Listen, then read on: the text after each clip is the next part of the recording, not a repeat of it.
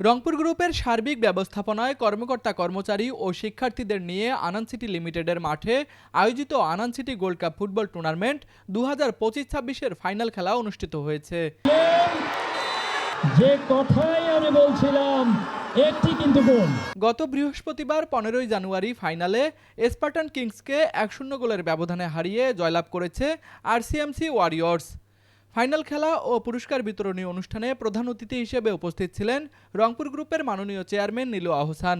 বিশেষ অতিথি হিসেবে উপস্থিত ছিলেন রংপুর গ্রুপের ব্যবস্থাপনা পরিচালক মোহাম্মদ নাজমুল আহসান সরকার, উপব্যবস্থাপনা পরিচালক আশরাফুল আলম আলামিন, খেলা পরিচালনা কমিটির যুগ্ম আহ্বায়ক এবং আনান সিটির এক্সিকিউটিভ ডিরেক্টর নুরুন্নবী চৌধুরী মিলন।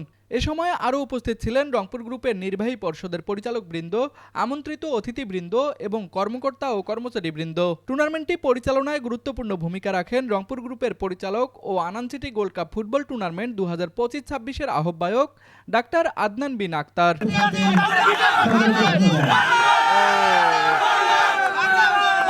তুষার আচার্য, ডেস্ক রিপোর্ট, RCTV।